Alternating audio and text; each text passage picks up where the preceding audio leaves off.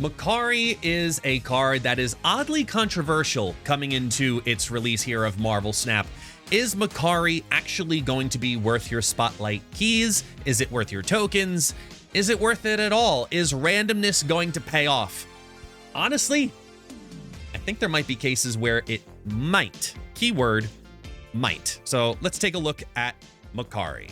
MAKKARI, a 3/4, because they did up it from its original release in the video. It is now going to be a 3/4 after the turn, runs from your hand to a random location if possible. Obviously, if possible means if the board is already full, then obviously it can't, but very rare that that won't happen. So there's a couple of things about this card I want to talk about, all right? Number one, you're never playing it. This is essentially Black Cat syndrome. You're never looking to play this card. At the same time, just like Black Cat, you never know where it's going to come back onto the battlefield. The difference is Black Cat has to be revived via Hela or Ghost Rider, and this one literally just does what a lot of us have wanted from M'Baku at the end of the game to be added to his kit, runs from your hand to a location as well. So now we have a card at 3/4 stat line that will automatically do it. When it's drawn, at the end of that turn, it will go out there. So this could be turn 1, this could be turn 6. There's pluses and minuses to that. The pluses, of course, is it's a free 3/4 that automatically drops onto the battlefield. You got to be happy about that, right? The board loves free cards for you to play and to work with. And 3/4 is a nice vanilla stat line, so that's going to feel good when it does plop down where you want it. There are going to be a lot of cases on the pros where MAKKARI's effect is actually very strong. You think of locations like Sanctum Sanctorum, right? Altar of Death, Death's Domain, those locations that you can't play a card into, but cards can be added into. And running from the hand, this is that same mechanic, just like how M'Baku will run to Bar with No Name because it's the lowest power location, most likely. MAKKARI can land in any location from your hand. So the positive to that is you might have that advantage over your opponent. The downside is your board might not want her to go where you want her to go. So if you're playing, let's say, a Brood deck, you put down Brood, you draw MAKKARI, and MAKKARI clogs that lane when you didn't want that lane clogged. Now you're kind of SOL, and we have an issue to work around. So the randomness of where she lands is one aspect to figuring out what's going to be her best deck. And the other is, if you can capitalize on it, is it going to give you the closest thing that we've ever had to old America Chavez since America Chavez? Because you're not thinking about the card and it's playing itself, and it has a guaranteed mechanic that you don't have to focus on or think about. Just like how you had the card draw and then you could or could not play Chavez on 6 previously. This, in my opinion, is very similar. You're never thinking about the card unless it's that very rare instance where you draw it and you choose to play it down specifically to avoid some of those negative circumstances, or if you want to manipulate it for a positive circumstance later on, whether it be flipping it, destroying it, whatever it may be. So everyone's going to say the same thing, though. Her number one home is going to be Silver Surfer. And for the most part, I'm more inclined to agree with that than I would like to, because I feel like there are going to be opportunities and there are decks that can use her ability in a way that we haven't been using it before because we haven't had a mechanic like this. So let's dive into a couple of the ideas that I'm working with right now for MAKKARI, okay? Here is Silver Surfer. This one's pretty straightforward as it doesn't fit on the screen because, you know, that's how live recordings work here on Twitch. The New Age of Surfer. Now, New Age of Surfer is straight up a classic Surfer deck with a little bit of a manipulation twist. Not too much. I put Mobius and Mobius as a tech position in here. You can put in Red Guardian. You can put in Rogue. It's pretty straightforward. I love the Kiltmonger Nova combination right now because there's a load of Zoo decks with Gilgamesh everywhere at the moment. So those are your two big counter tech pieces, and you have the location change mechanic via Nocturne. That can also be substituted out for another 3-cost location change card, whether it be Storm or Rhino if you are one of those Rhino gamers. The rest of the deck is pretty as is. There's not too much I would change about the rest of the deck, including the Mockingbird, because you are going to have a bunch of cards out there that just are going to be good stats. If you want to take out Mockingbird because you're used to playing that Brood combination, you can absolutely do that. But I love how many times Mockingbird comes in handy even without running Brood. And I don't want to have Brood in my Makkari decks for the most part. I think Makkari actually ends up being the replacement for Brood in future builds, because the way I look at it is I'd rather play a Mobius on 3 and Makkari plays herself somewhere randomly versus have 3 cost 2 power cards in a lane. So Mockingbird you can flex on out or flex in if you like to go for that randomness that comes with Brood and Makkari as a pair. I'm going to try to play around it, but the stats of 5/9, especially given all of the cards are currently being sent over from the other side, there's a lot of junk, there's a lot of locations that take advantage of it. She's still a 4/9, so I'm playing her as is. No enhancement in the deck, but you can go ahead and take out Mockingbird. You can put in another 3-cost card. I'm going to advise, though, against Brood, because I think Makkari and Brood do have too much risk together, and I think that Silver Surfer wants to have certain board spaces clogged, but not all of them clogged. You want to go high on your Gladiator lane, you want to go high on your Sebastian Shaw lane, go ahead and throw in a Nakia if you wish, but I think that Makkari is going to capitalize on her effect best when she does not have to compete against Broodlings. So this is the beginning of the new Silver Surfer age, especially once we come down the pipeline later on next week with Fastos. I think we've got some good things coming for Silver Surfer in the future. But besides Silver Surfer, where, look, your favorite content creator, myself or not, we're all going to say the same thing: play Silver Surfer, try a bunch of Silver Surfer decks. But that's not the whole... I didn't make 5 of those. Don't worry, we have other decks to work with here, because I did find a couple of unique synergies that I think are very fun. But before I do that, as a way to support the channel, please hit that like and subscribe button down below. It really does mean a lot as I'm working towards new goals, trying to push here on YouTube more than ever before, even the YouTube shorts. So keep an eye out for those, hit that like and subscribe. Let's take a look at another fun idea. This is Double Up the Pain. It is a Affliction Evo deck, but with Makkari. And the reason I have Makkari in here in particular is because of Moon Girl. I think that hand-thinning mechanics will allow the consistency of getting multiple cards via Moon Girl could be a very key part of this deck. So I have Wasp in here. You can play it out whenever you need to, so you never have to worry about it. You can focus on getting the duplicates of the cards you actually want duplicates of, whether it's the Abomination, the Hazmat, the She-Hulk, even the Cyclops, or if you're really lucky, even the Makkari, and have 2 of those come out of your hand at random. When you've got a Luke Cage package, you're not even worried about the Affliction locations like Sewer System and Necrotia, etc.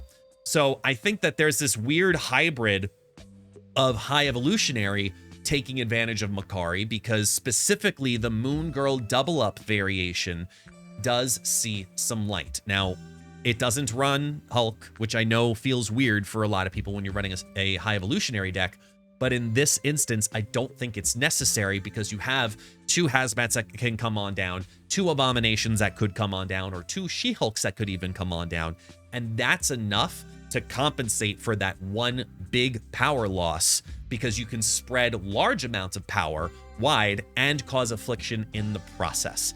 We have Affliction cards coming up in the future. I wouldn't be surprised to see this kind of deck make a reemergence in a few weeks. So let's get a head start on it now and see if Double Up the Pain featuring Makkari does give us the light that we're looking for at the end of that tunnel. Talk about light. Like, no one saw the shining light coming of Gilgamesh being one of the best decks in the game, because Zoo is one of the best decks in the game. Makkari fits right into that right now, because it automatically plays itself, which means you can focus on the play lines of what you need to have go down on the battlefield. It's a free buffed up card that Blue Marvel buffs up, which is another point of power for Gilgamesh. That's the whole point of why it is what it is, where it is in this deck. This deck wants Clog. It's forcing Clog when you choose to put it out there, because you have late clog mechanics via Shauna and Squirrel Girl. So if Makkari drops itself down early, you're good to go. If it drops it down late, you're also good to go. Because no matter what, this type of deck wants to build out all of the spots on the board by the end of the game. And similar to how a strong guy deck typically works with Dazzler, is very much so how this deck is going to run simultaneously. Right now, Gilgamesh Zoo overall is probably the best deck in the game at the moment of release for Makkari. So let's try her in that shell and see if it's more valuable than maybe another tech piece, or maybe another 1-drop, or maybe another counter card.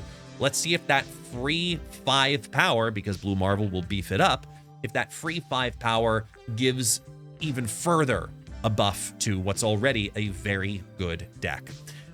Speaking of strong guy, Drac Dump loves the idea of not having to play certain cards.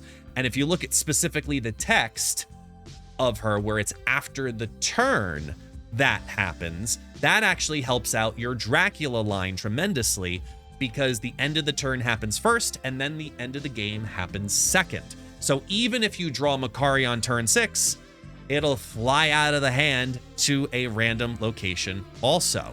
So running a Drac Dump Zoo style deck can have its advantages with a card that isn't going to rest in your hand. Similarly to how we were talking about the Moon Girl taking the benefit of it, I think Strong Guy takes the benefit of it as well. So this is overall a pretty generic deck, let's be honest here, for the Drac Dump deck, Drac Zoo, without needing to play Zoo, because you have big pieces automatically that you can cancel out, that you can work with. You have the Cosmo and the armor that can help tech the way that you need the Destroyer to be played out. Leave the big cards in your hand as long as possible, because they're flying out of your hand, literally. Titania, you can zero that out as another target potential option for 0. And Makkari she plays right into that plan, no matter what lane she lands into. Black Swan, we're trying to make her work, y'all.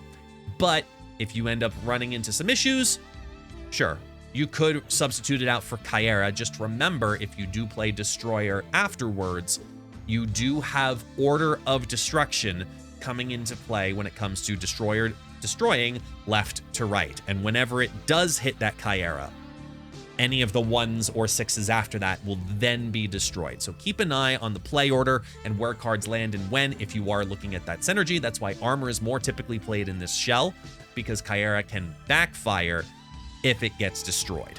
So I like this idea of Strong Guy taking a little bit of a benefit here from Kyera running out of the hand, and see if it ends up, giving us something to work with. Look, I know this is copium. I know this is copium, okay? I know. But I'm gonna try. I'm gonna try C4. And if you look at the deck, it has a shot. It has some really strong cards right now. Ms. Marvel is very underplayed. Hope Summers, great card. Angela, it can be the second card in the lane. That's all you have to do with Angela. Don't have it be the first card in the lane, second card in the lane, win. Cloak, play it early. So you can either way go Hawkeye into either 2-drop and it feels good. Don't even have to think about it. Don't even have to worry about it. Shauna. You can play Shauna down on 3. Get all the 1s, kind of how you would take advantage of Ms. Marvel with, Ms. Marvel with Dr. Doom. You're looking at the exact same thing with Shauna, because you have some counterplay that you can work with. There are very select cards that Shauna can put out there that would go over that 4 power threshold. Titania. Okay, time it so Titania flies to the other side. Not going to be the end of the world, but you could play around it. If the Ebony Maw drops down, you know what? There's nothing you can do at that point. But either way, between Ms. Marvel and Claw and free Makkari, which ideally you draw in the first half of the game, so it rushes on out so you can play your Ms. Marvel around it, there are some mechanics that make Shauna still work, because the risk on the Shauna is much lower, and you're looking at Shauna as typically a backup turn 4 play or a turn 6 play. On curve, not as favored, but you could play around it depending on whatever you need, because you're eyeing obviously the Hope Summers, the Cerebro, the Luke Cage. Those are your primary targets for turn 3. Turn 5, you're trying to put down the Serra, and if you can, after that, go Claw into Cerebro. That's a great turn 6. Surprises the hell out of people. See Claw and Cerebro drop down on turn 6. Couple of options there for C4. Could be fun. I don't know. But I got one more for you. One more for you. We're going to go back to Silver Surfer for a second. I've made what I'm calling Gilgasurfer. Now, well, Gilgasurf, excuse me. Gilgasurf is playing on the idea of what Gilgamesh wants, which is a everybody gets buffed up deck, but has all of those buffs come from different places. This one is wanting Clog. This one is saying, hey, Fastos, that's going to be the deck for next week. And then this week, we're going to be able to say, you know what? We can put Makkari in this exact spot. This spot for Makkari is going to be perfect because she's going to drop on down, clog the lane, and everybody's going to end up with positive power because there's a variety of different ways that can capitalize on it. Gilgasurf is going to be the feature deck that I start running with in the Fastos week, but I wanted to talk about it here with this specific build because taking out Fastos from this build and putting in Makkari still has an incredibly strong deck with right now one of the strongest cards in Marvel Snap, Gilgamesh. I think that's a lot of fun, so I wanted to feature it on this video as well to know that, look, this is what's coming. Fastos down the pipeline. But if you want to get a good handle on this deck going into that week, go ahead and try the brand new card, Makkari, in its place. I think Makkari is going to be a very fun card for Marvel Snap. I think there is a chance that it actually is a staple in certain decks. This could be the beginning of a new Surfer reign. And if you like this type of video, once again, hit that like button down below. Trying to get to 10,000 followers. I appreciate all the support, everyone. Thank you all so much for watching. For those who do not know, my name is Guest, and look forward to seeing you next time.